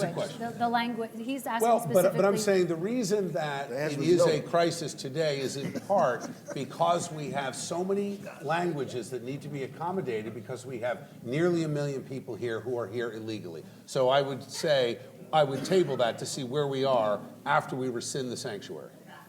This is kind of why you want compromise, because there were a couple of bills in the legislature recently that wanted every document, I don't remember, it was 20 or 25 languages, and it was whittled down to a limited number of languages. When you do this kind of work, you just have to make sure that you don't go overboard, and now you're going to have to accommodate every possible language in the state. Can get pretty expensive in terms of interpreters, in terms of paperwork. So I think a reasonable process with languages that are mostly used, second languages, that makes sense. But once you go to the 13th or 15th most popular language, you got an expensive problem. All right, let's move on because we only have a few minutes, about 15 minutes to go here. Your question? Good afternoon. Thank you all for joining. My name is Francisco Cortez. I'm the president of the Veterans Chamber of Commerce, proud U.S. Army veteran, proud Latino, born in the island of Puerto Rico. My question is, have you heard of the 364-day disconnect? My abuelita always told me to be real and authentic, and so here I go. I just made that up. So I was, right? I was hoping none of you said I heard of it, so I'm going to vote for one of you guys. The 364-day disconnect is the following. You get into office, and you email Jeff and I once a year on Veterans Day, and you're like, hey, what can you do for me? The other 364 days, you forget about us. Right? So your question, sir. My question is the following, and I want to do a speed dating round. Each one of you, because I'm going to vote for one of you guys. We got funding in 2023. We haven't got funding since from the state of New Jersey. 5 seconds each. How would you talk to us the other 364 days that you're in office? Simply. Very quickly. Steve Sweeney, why don't you start? How we talk, we sit down. we get together, we go over the issues that you have. It's not hard. Talk, I like that. Agreed, that's my style, right? Always bring folks together, talk about the issues, see what we can, get everybody who's a decision maker in the room at the same time, talk about what we need to get done and solve it together. Okay. We're going to have veterans in the administration, and no veteran should be homeless or without a job if they want one. Thank you. Steve? Look, I would tell you my track record, we expanded the veteran office in Jersey City exponentially. I have a track record around homelessness, mental health, advocacy, putting money into it. I would be the same. I am a veteran. I served in Iraq. I was deployed on the enlisted side. I know what it feels like. I know the struggles. It is close to my heart. It is something I've leaned into for my entire career, and I would be the same as the governor. Thank you. My Army captain's son was deployed 2 days ago to the Middle East, and so I identify with what all our military personnel do for our country. No administration has ignored or disrespected veterans more than this administration, and I will allocate money to the local VFWs because they're the ones closest to the veterans in terms of getting them their benefits. And the Veterans Chamber of Commerce. And the chamber. Thank you. We need to renew with young people in the schools how important our veterans are and how important our military are and why they sit there and they can be free. And we need to do that in the schools and treat and make sure that every young person knows why we're America. Mayor Baraka. We need to fund the chambers. That's has to happen. We can fund all of these chambers because we need them, not simply because we think it's the socially correct thing to do. We need them to help us connect with businesses in our community. That's number one. Number two, we need to have the large organization, the council that people are saying they don't want to do or they want to do. We need that. It gives us an opportunity to have regular discussions with the business community. It has to be diverse enough to reach down into veterans, LGBTQ, small businesses, mid-sized businesses, huge corporations, eds and meds. We need a huge council so we can discuss these issues monthly. That's what should happen. Next question. Thank you. Hi, this one is for Raz. My name is Shanice Fish, and I'm the owner of Taste of the Caribbean coming to 4 Bradford Street. Will you just step a little bit closer to the microphone? And Taste of the Caribbean. Taste of the Caribbean, Shanice Fish, coming to 4 Bradford Street. So my issue is with access to capital and procurement. I am facing those issues right now. Access to capital. I was on Linden and Hawsley before. I was approved for a loan. It didn't come through. When I went to Bradford Street, the bank withdrew the loan. So I wanted to ask you, what could you do for us on Bradford? Because I'm speaking on behalf of 4 other women in the same building on Bradford having to navigate these issues right now. So one, I think you should be communicating with Invest North, right? To be able to help you get dollars that you need to expand and do whatever it is that you're trying to do there. But ultimately, that's why it's important, because these CDFIs are not able to fund the organizations the way we need them to. The CRA or the banks that these folks keep talking about are not giving us the money the way we need them to. This is why Murphy's idea of this public bank is important to us, right? That it's an investment bank, not a bank you go in and write checks and all this other. It's not a commercial bank. It's an investment bank that targets you, your businesses, people like you in those businesses for incubation dollars, for sustainability, all the things that you need, like that are crushing you in this economic environment. You need to have money to invest in those businesses or capital to pay up front. And that's what an investment bank would do, a public investment bank would do that. And that's why it needs to be created. Invest North is not an investment bank, but it has the ability to give loans to businesses like you, which is why I'm telling you should go talk. Steve Sweeney wanted an opportunity to respond. Yeah, and banks are supposed to invest in certain areas. Yeah, they don't. If they don't, then we shouldn't be allowed to deposit money in those banks, right? Why put money in banks than when they're not completing their mission? See, that's what I think we should have a banking insurance, checking these guys out, making sure they're doing their job. And you know something, send a notice out to all governments. Don't do business with this bank until they live up to their responsibility. Thank you. Next question. Hi, thank you for coming. My name is Nash. I'm an architecture student here at NJIT. And in the face of challenges coming from the federal government in the name of tariffs and hopefully not mass deportations, things like that, what can be done on the state level to promote the construction industry and make sure that it's equitable and fair? Question is, what can be done at the state level to promote the construction industry to make sure it's equitable and fair, given what's happening at the federal government? Exactly. Anyone want to take that one? I think what's happened with too many of our state agencies under Phil Murphy is they become police states and collection agencies instead of partners. For example, one thing that's not good for construction, I'm just with a family-owned manufacturing business out in Hunterdon County recently. They're doing an expansion, and they have 40 employees, and this DCA is requiring them to put in 2 electrical vehicle charging stations. Each one costs $35,000, which is adding to the cost of the construction. And that employer doesn't have a single employee with an EV. Those policies don't make sense to me. There's a family operation that's trying to expand. It's good for the construction industry, but they've kind of got their foot on the brake because of some of these state regulations that in my mind are not realistic. So I think we got to take a look at everything, and that's what you get with a pro-business governor and a pro-business administration, making the state less tax and less regulatory intensive.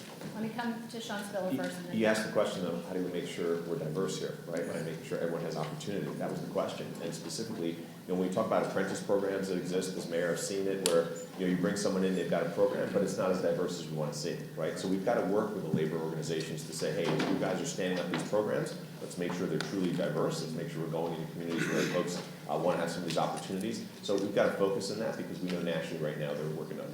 very quickly, and then we have time for just one more question. Senator Bramnick, did you want to respond, or? You were asking about diversity, you were asking, Yeah, I was mixed up about, talking about tariffs, you're talking about the federal government, and then you're talking about the construction industry here. Yeah, just making sure the industry on the state level is being equitable in the face of challenges coming from the federal government. Well, to be honest with you, one of us going to be governor. You got to work with the federal government, but you also have to stand up for New Jersey and New Jersey's values. And if our values is making sure that our industries are diverse, that's what we're going to do. And you do it because you follow the law in New Jersey and not necessarily the law of the federal government to trying to dismantle any type of inclusion. That's how I would do it. I would stand up for New Jersey. We have time for one more question, and then I encourage you all to speak with the candidates if they're able to stay. Go ahead. Hi, my name is Sunny Lingala. I'm a small business owner, the owner of Sunny Skateboard Lessons, and also the camper experience coordinator for Oak Res Day Camp. So I'm more so speaking on behalf of pretty much the hundreds of kids that we have under our business who are looking for parks, different locations to practice skateboarding safely, but don't really have any access to really even learning how to use the facilities we have available by the parks. So we have massive parks with massive ramps that kids are going to fall off of and literally break their backs, but no way to actually teach them how to use these facilities. So I pretty much started the program where we teach kids how to utilize the skateboard, how to pretty much ride safely, but we don't have access to actually using parks. We're not allowed to even teach kids there. So even in half the year, we don't have access to facilities because it's too cold. I've been trying to raise funds for maybe even an indoor facility to teach kids, but there hasn't really been much success. It's not really it's a pretty niche business, so it's not really taken seriously by a lot of grants as well too. So the main question I'm asking is pretty much like, what can we do to help pretty much struggling business owners who don't have any support family-wise or even financially, or pretty much even by the government essentially as well too, to pretty much help actual audiences that are in need. I don't know if you guys have kids, but the kids nowadays, if you talk to them, half of what they say is gibberish. So, my background's in psychology, so we're really all about teaching kids how to regain focus, how to go back outside, not rely on their screens for, dopamine hits every few seconds. Your question is, how can they make it more equitable for niche businesses that don't necessarily have the access to opportunities that quote-unquote small businesses have? I just want to... Yeah. Basically, the requirements small businesses would even require to survive for even half the year if they're seasonal especially, that are providing a lot of value. What can they do to survive? I want to give them an opportunity to respond. Does anybody want to tackle that one? I'll just say this, as mayor, really proud of the skate park that we're able to put in Montclair. But it's an example of how government can help, right? I know there's folks saying, hey, government's got to step out of everything, but at the local level, by coming in and providing the space and location, and then some of the equipment and other pieces that are needed, you allow the small business to be able to come in there and utilize that, and of course the kids as well, to, in your example, right, offer the instruction needed or whatever else. That's a huge advantage, helped by government. right, to help you then support your business and the model you're trying to work through. So I think there's a role at every level of government to always do that. It begins with conversation as the need that happened at the local level, but it's at all levels of government to making sure we're providing the supports that are there so that a business like yours can take advantage of it and be successful. That's going to wrap our forum today. I want to thank each and every one of you. Thank you all for being very attentive audience. Thanks to you. Mayor, that was good to see you. Mayor, good to see you. All right, well, that wraps up the New Jersey Diverse Business Advisory Council's discussion with the 7 of the 9 gubernatorial candidates right now on the future of small businesses and diverse businesses in the state of New Jersey. Thanks, everyone that tuned in here to RadioGardenState.com. Tune in, Alexa device, Odyssey, wherever you listen. We appreciate it. Keep it tuned in all night. Got a great run of shows for the rest of the evening here on Radio Garden State, where we keep New Jersey loud. Thank you. And I will be back on the air Monday. We got WFKU tonight. We got tomorrow morning show with great lineup of shows for Thursday night.